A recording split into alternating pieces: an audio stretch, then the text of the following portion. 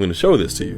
When it says in Revelation 11 that the two witnesses will rise and do powerful things, notice how it says, when it identifies the two witnesses, notice how it says that the two witnesses are the two olive trees and the two lampstands. Now this is deep. Why does it say they are also the two lampstands? Well, if you go back to the first part of Revelation, there were 7 lampstands present, right? And Jesus tells us that these represented the churches, but not only the churches around 90 AD when this was written, but the language given to these churches indicates that they also represent the end time churches as well, because Jesus is telling them, hey, be watchful, I'm about to return. Like, he lets them know this is also a message to the end time church as well. This is why he says, if anyone's hearing this, listen to this message to the churches. Okay. So he's speaking to basically the end time church, you could say.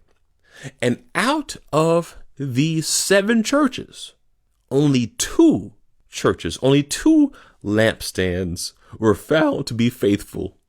The others were lukewarm. Some were caught up in idolatry. Others were caught up in riches and prosperity.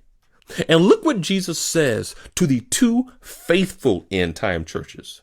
To Smyrna, he says to them to be faithful during a time of persecution and trial.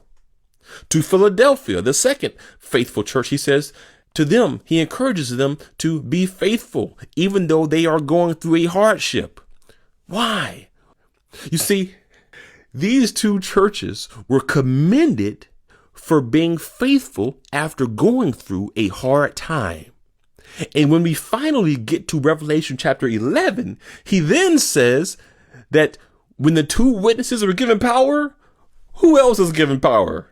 Those 2 lampstands, the faithful churches who what? Persevered through hardship.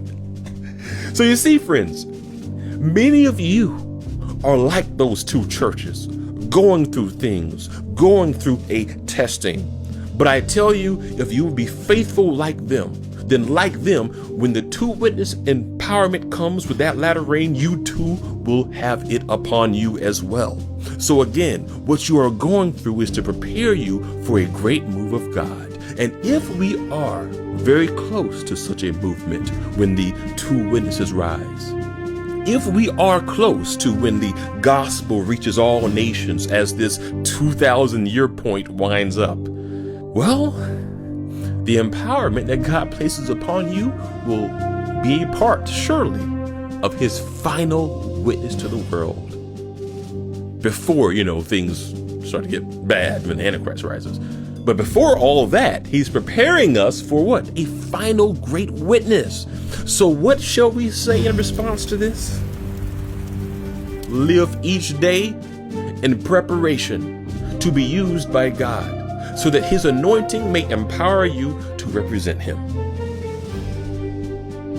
This is why when we talk about the end times, there is no fear. No, there's only faith that God is preparing us for usage. Endure the test with the faithfulness of Joseph and watch what he shall do.